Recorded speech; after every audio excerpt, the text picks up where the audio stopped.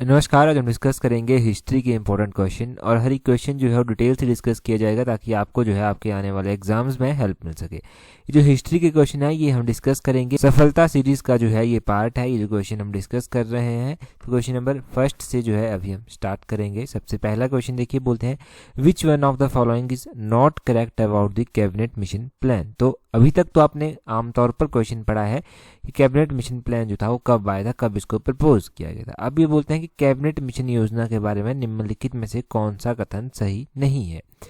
Cabinet mission के बारे में कौन सा कथन सही नहीं है? Option C, acceptance of Pakistan. ये कथन जो है वो सही नहीं है। अब देखो, कैबिनेट मिशन ने जो था वो जो पाकिस्तान का प्रपोजल था उसको एक्सेप्ट नहीं किया था, उसको रिजेक्ट किया था। ये क्वेश्चन दो तरह से आपकी हेल्प करेगा। एक तो मेंस में अगर कैबिनेट मिशन के बारे में लिखने को कुछ आता है तब भी आप वहाँ पर लिख सकते हैं कि कैबिनेट मिशन प्लान जो था वो उसमें डिमांड जो पाकिस्तान की थी, फुल फ्लेज्ड पाकिस्तान बनाने की थी, उसको रिजेक्ट किया गया था।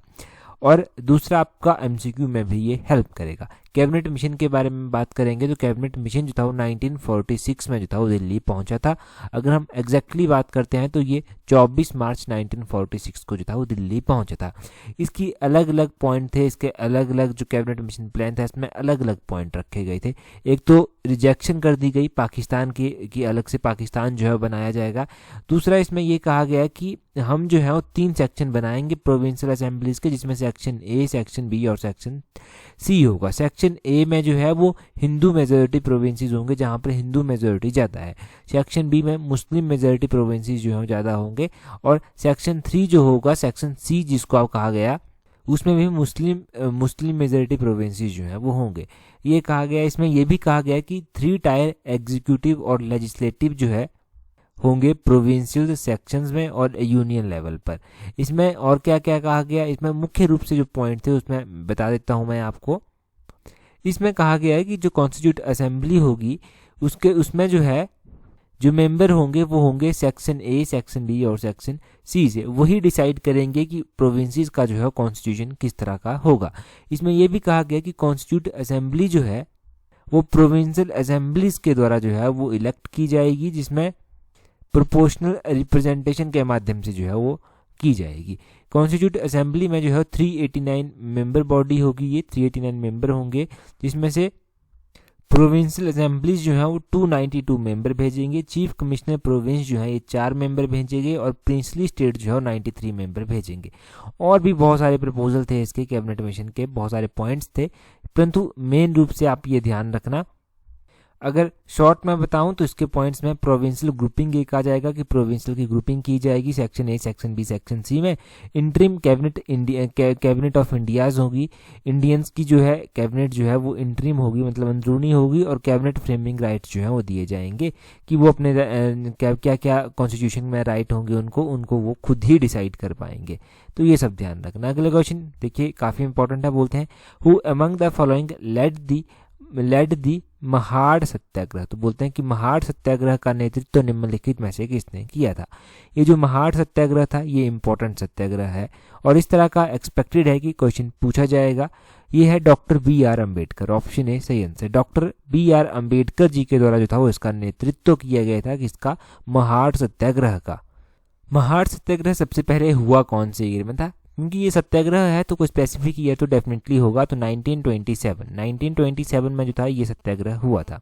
और ये किस तरह का सत्याग्रह था, क्यों हुआ था, तो इसके बारे में ध्यान रखिए कि ये सत्याग्रह जो था वो पहला एक कलेक्टिव प्रोटेस्ट था, मतलब सामूहिक प्रोटेस्ट आप कह लीजिए, जिसमें अनटचेबल जो था वो इकट्ठे हुए थे, जो अछूत थे वो इकट्ठे हुए थे और डॉक्टर बी.आर. अम्बेडकर की अध्यक्षता में जो था ये किया गया था।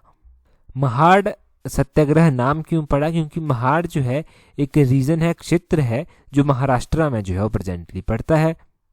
अब आपको ये भी पता होना चाहिए कि महाड़ सत्याग्रह को विड्रॉ तो कर लिया गया था, परंतु इसका विड्रॉ होने के बावजूद भी जो था वो इम्पैक्ट बहुत ज्यादा देखने को मिला। इसी की याद में आप कह लीजिए या फिर इसी को याद करते हुए जो है हमारे इंडिया में जो है एक इम्पॉर्टेंट डे मनाया जाता है जिसका नाम है social empowerment day. Social empowerment day जो है वो मनाया जाता है इंडिया में। अब ये कब मनाया जाता है, क्योंकि ये महाड़ सत्याग्रह की याद में मनाया जाता है, तो ये 20 तारीख को मनाया जाता है। कौन से महीने में? 20 मार्च को जो है ये सोशल एम्पावरमेंट डे जो है वो मनाया जाता है। तो ये सारा आप इसके बारे में, महाड़ सत्याग्रह के बारे में ध्यान रखना, इंपॉर्टेंट सत्याग्रह है काफ़ी। थोड़ा सा बेसिक हमने महाड़ सत्याग्रह का जान लिया, जहाँ से आपको ये भूलेगा नहीं। थोड़ा सा हमने यहाँ से सोशल एम्पावरमेंट डे के बारे में जान लिया, जो इसी की याद में या फिर इसी को याद करने के लिए जो है वो मनाया जाता है 20 मार्च को। तो ये सारा क्वेश्चंस आप यहाँ से ध्यान रखिए।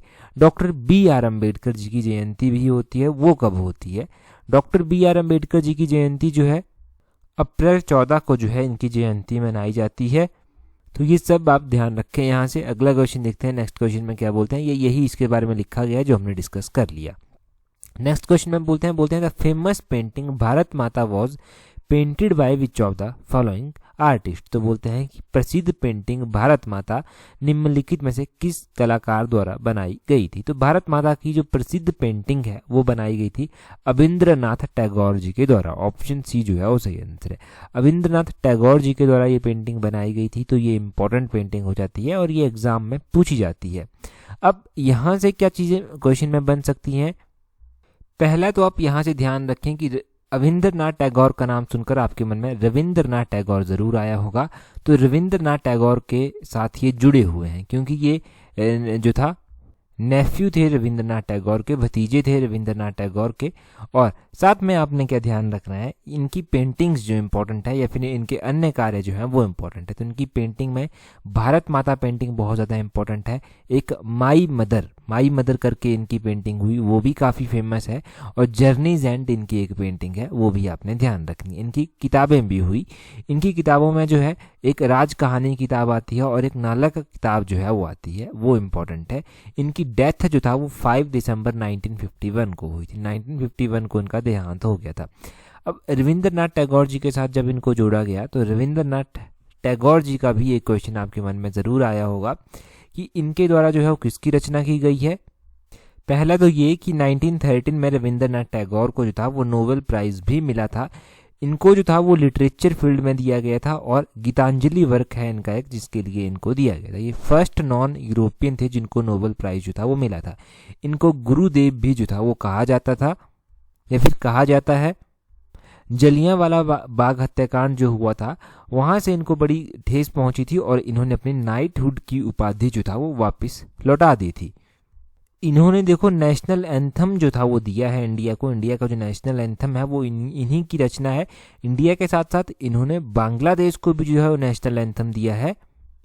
इन्होंने जो है वो श्रीलंका के नेशनल एंथम में भी अपना योगदान दिया। इन्होंने श्रीलंका को पहले सिलोन कहा जाता था, तो वहाँ के स्टूडेंट को जो है वो इन्होंने इंस्पायर किया कि वो जो है नेशनल एंथम जो है वो कंपोज करे और इन्हीं के सहायता से जो था वो वहाँ का नेशनल एंथम भी जो था वो कंपोज किया गया। तो ये आपने सारा इनके बारे में ध्यान रखना है। इनके द्वारा एक बड़ी इंपॉर्टेंट लाइंस कही गई थी जो मैं रिपीट करता हूँ, मोटिवेशनल है थोड़ी सी। इन्होंने कहा था everything comes to you that belongs to us if we create the capacity to receive it. कि मतलब कि जो कुछ हमारा है वो हमारे पास आता है यदि हम उसे ग्रहण करने की क्षमता जो है वो अपने में विकसित करते हैं। अगर हम में कैपेसिटी है उस चीज़ को अडॉप्ट करने की, उस चीज़ को जो है वो ग्रहण करने की, तो वो चीज़ जो हमारी है वो हमारे पास ज़रूर आएगी। तो ये इन्होंने कहा था कि जो कुछ हमारा है वह सब हमारे पास आता है यदि हम उसे ग्रहण करने की क्षमता जो है वो विकसित करते हैं। बस कैपेसिटी विकसित करनी पड़ेगी। तो ये इन्होंने बड़ी इंपॉर्टेंट लाइंस कही थी और भी बहुत सारी मोटिवेशनल लाइंस हैं। अगला क्वेश्चन देखिए, अगले क्वेश्चन में क्या बोलते हैं Victoria memorial conferred bye Lord Curzon represent the architectural climax of which city. तो बोलते हैं कि लॉर्ड कर्जन द्वारा परिकल्पित विक्टोरिया मेमोरियल किस शहर के स्थापत्य चरमोत्कर्ष का एक प्रतिनिधित्व करता है। मतलब क्या हुआ कि विक्टोरिया मेमोरियल जो है, जो लॉर्ड कर्जन के द्वारा कंसीव किया गया था, वो किस शहर के आर्किटेक्चर की, उसका आर्किटेक्चर जो है वो क्लाइमैक्स पर पहुंच गया है, उसको रिप्रेजेंट करता है। तो ये कोलकाता, ऑप्शन सी जो है वो सही आंसर है।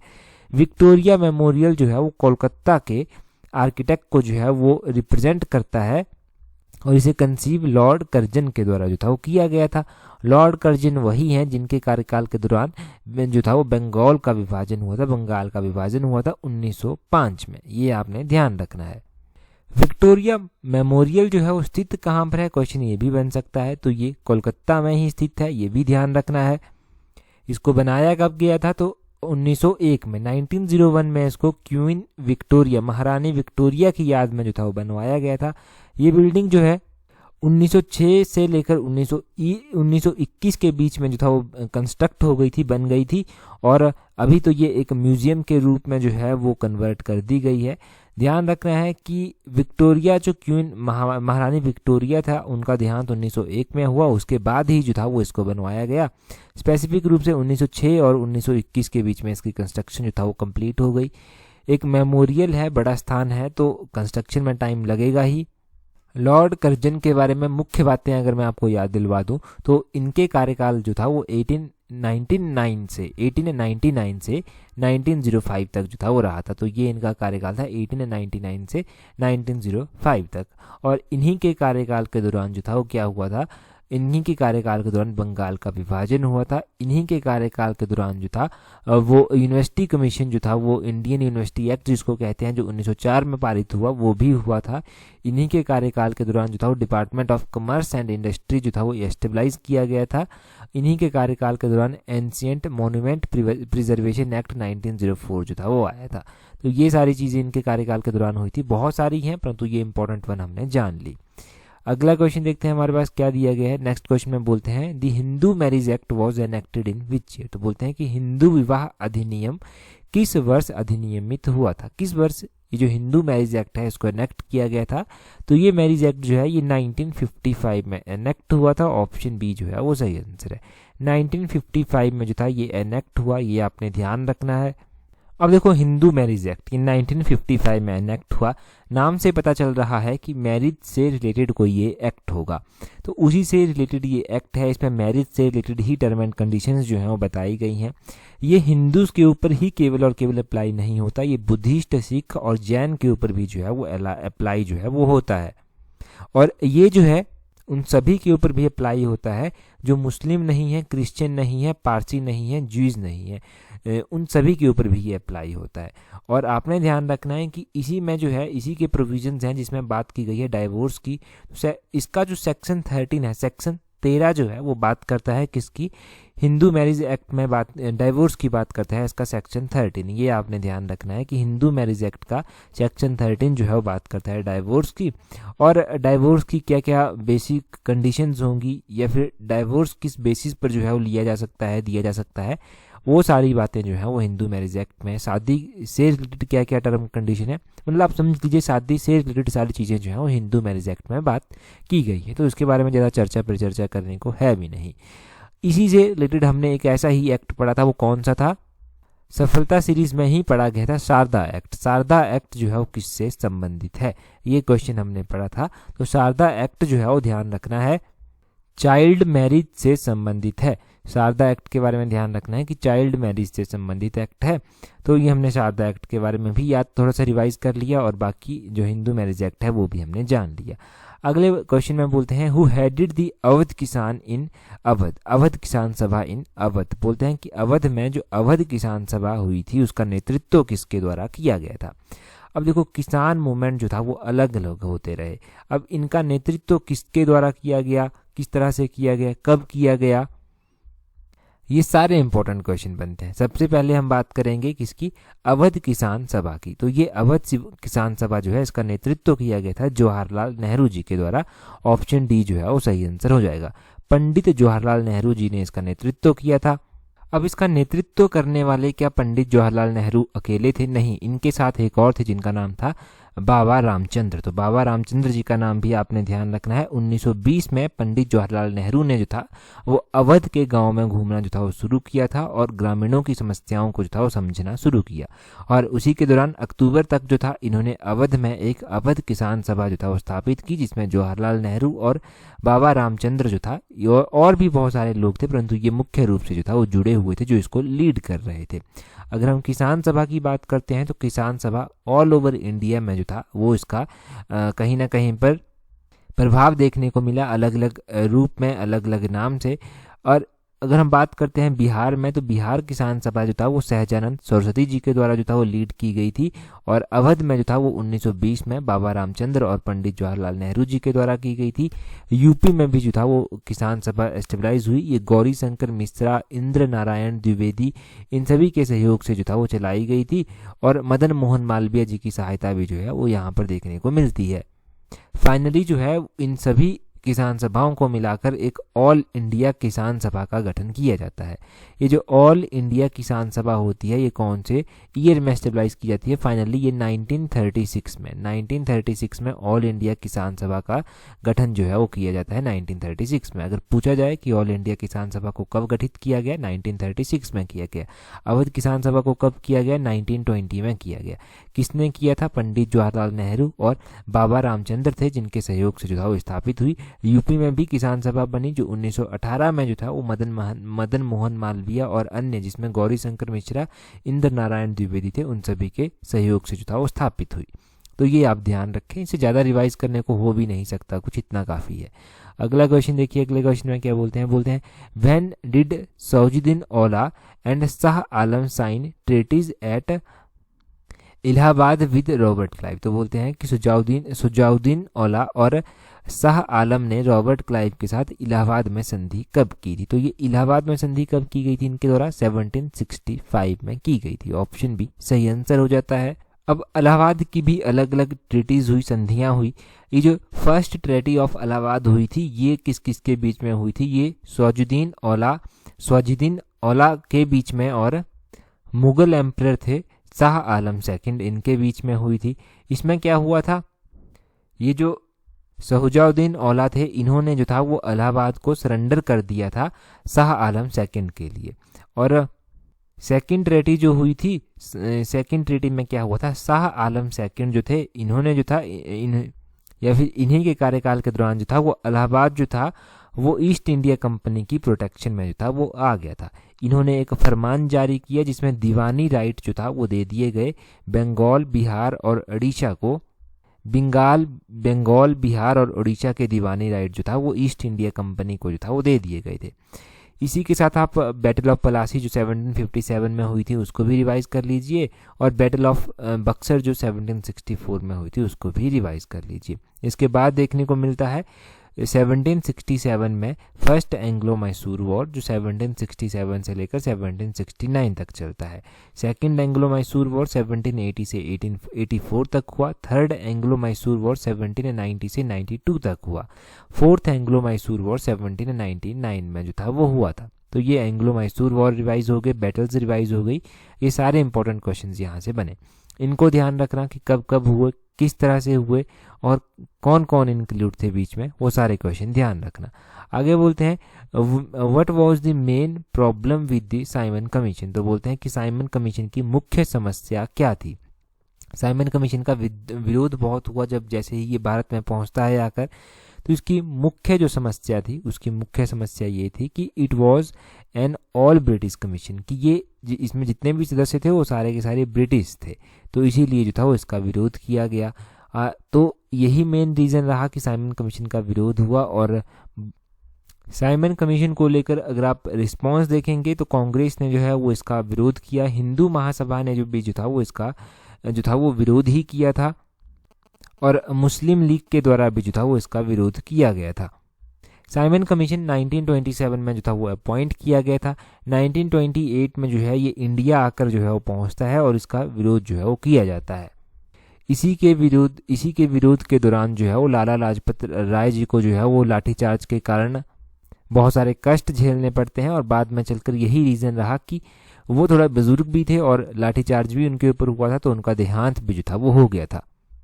इसमें कुछ प्रपोजल रखे गए थे, जैसे कि क्या क्या प्रपोजल थे मुख्य रूप से बता दूं तो इसमें रखा गया था कि डायरची जो है द्वैक सेशन जिसको कहते हैं उसको एबोलिश कर दिया जाएगा, और इसमें ये कहा गया था कि एक रिप्रेजेंटेटिव गवर्नमेंट बनाई जाएगी प्रोविंसेस में, और इसमें यह भी कहा गया था कि ये रिजेक्ट कर रहा है पार्लियामेंट्री की जो रिस्पॉन्सिबिलिटी है सेंटर में, उसको भी रिजेक्ट कर रहा है कि पार्लियामेंट की अब कोई रिस्पॉन्सिबिलिटी नहीं रहेगी। और गवर्नर जनरल को पूरी पावर देने की बात कही गई कि वो जो है वो मेंबर ऑफ कैबिनेट जो होते हैं उनको अपॉइंट कर सकते हैं। तो ऐसे ही प्रोविज़न इसमें रखे गए थे, विरोध हुआ, जो मैंने सारा डिटेल में बता दिया।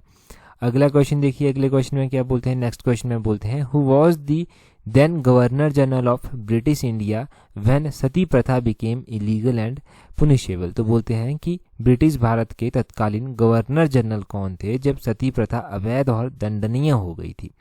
तो ये कौन थे, ब्रिटिश भारत के जो तत्कालीन गवर्नर जनरल थे जिनके कार्यकाल के दौरान सती प्रथा जो था वो दंडनीय और अपराधनीय हो गई थी, वो थे लॉर्ड विलियम बेंटिक। तो लॉर्ड विलियम बेंटिक का नाम आपने ध्यान रखना है, ऑप्शन सी सही आंसर हो जाता है।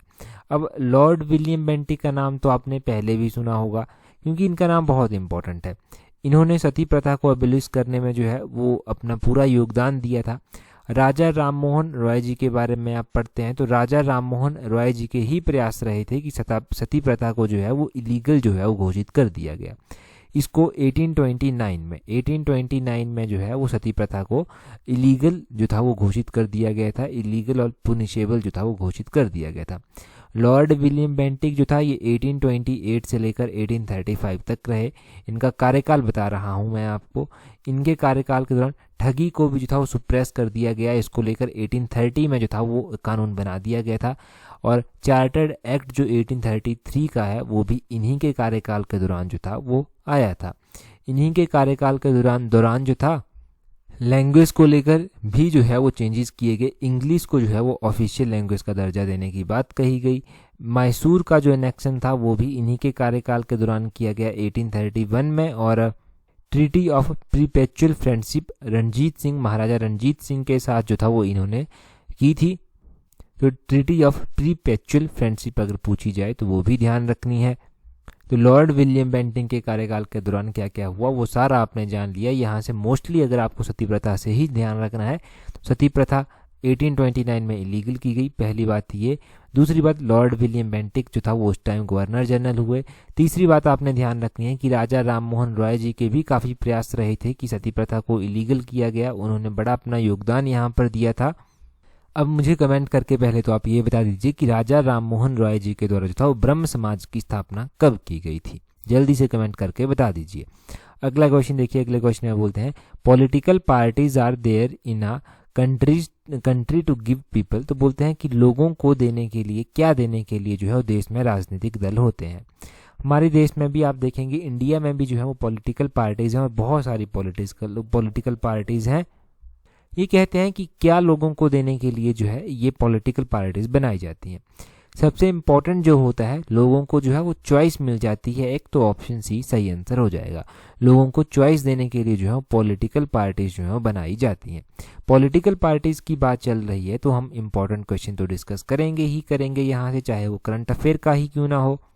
तो अभी आपने ध्यान रखना है कि कुछ टाइम पहले इंडिया में जो है वो नेशनल, कुछ पार्टीज को नेशनल पार्टी का दर्जा दिया गया और कुछ पार्टी से जो है नेशनल पार्टी का दर्जा वापस भी ले लिया गया। तो आम आदमी पार्टी को जो है नेशनल पार्टी का दर्जा जो है वो दिया गया। और एनसीपी एक पार्टी है, एनसीपी और तृणमूल कांग्रेस है, इनसे जो है वो नेशनल पार्टी का दर्जा जो है वो ले लिया गया, वापस ले लिया गया है। इलेक्शन कमीशन के द्वारा ये किया गया है, नेशनल पार्टी का दर्जा दिया भी गया है और ले भी लिया गया है। अब आप ध्यान रखिए कि नेशनल पार्टी बनने के लिए कुछ जो है क्राइटेरिया रखा गया होता है। तो जिस आम आदमी पार्टी ने वो क्राइटेरिया फुलफिल कर दिया तो उसको वो दर्जा मिल गया। तृणमूल कांग्रेस और एनसीपी ने वो पहले किया हुआ था, पहले ये नेशनल पार्टी थी एनसीपी और तृणमूल कांग्रेस, परंतु अब इनके पास ये स्टेटस जो है वो नहीं रहा क्योंकि वो क्राइटेरिया ही फुलफिल नहीं कर पाए वो लोग। तो अब देखिए नेशनल पार्टी में कौन कौन सी पार्टीज आती हैं। इसमें एक तो Indian national Congress, Bharatiya Janata party, CPIM आती है, आम आदमी पार्टी आती है, बहुजन समाज पार्टी जिसको बीएसपी कहते हैं वो आती है, नेशनल पीपल पार्टी जो है वो इसमें आती है। ये आपने ध्यान रखना है। तो ये सारी पार्टीज जो हैं वो इसमें आती हैं। जो नेशनल पार्टीज हैं वो मैंने आपको बता दी। तो ये चर्चा पर चर्चा में भी था, इसीलिए भी डिस्कस हो गया और एक नया क्वेश्चन भी आपने जान लिया यहाँ से। लास्ट टाइम हमने सफलता सीरीज में क्वेश्चन डिस्कस किया था। क्वेश्चन था the Tribune is an Indian English language daily newspaper founded in which city. कि द ट्रिब्यून एक भारतीय अंग्रेजी भाषा का दैनिक समाचार पत्र है ये इसकी स्थापना जो है वो किस शहर में हुई थी, तो इसका आप कमेंट करके आंसर बता दीजिए डिटेल में कि स्थापना किस शहर में हुई थी, कौन से ईयर में जो था वो हुई थी, किसने स्थापना की थी। ये सारे क्वेश्चंस आपके एक साथ रिवाइज हो जाएंगे। टेलीग्राम पर अगर अभी तक ज्वाइन नहीं किया है तो टेलीग्राम पर ज्वाइन कर लें, वहाँ पर इन क्वेश्चंस का आपको क्विज भी जो है वो मिल जाएगा। टेलीग्राम पर ज्वाइन करने के लिए अपने टेलीग्राम से @allexam31 जो है वो सर्च करना, इस तरह से टेलीग्राम चैनल जो है वो मिल जाएगा। तो आज की इस वीडियो में इतना ही काफ़ी है। That's all for today. Thank you very much for watching and listening it very patiently.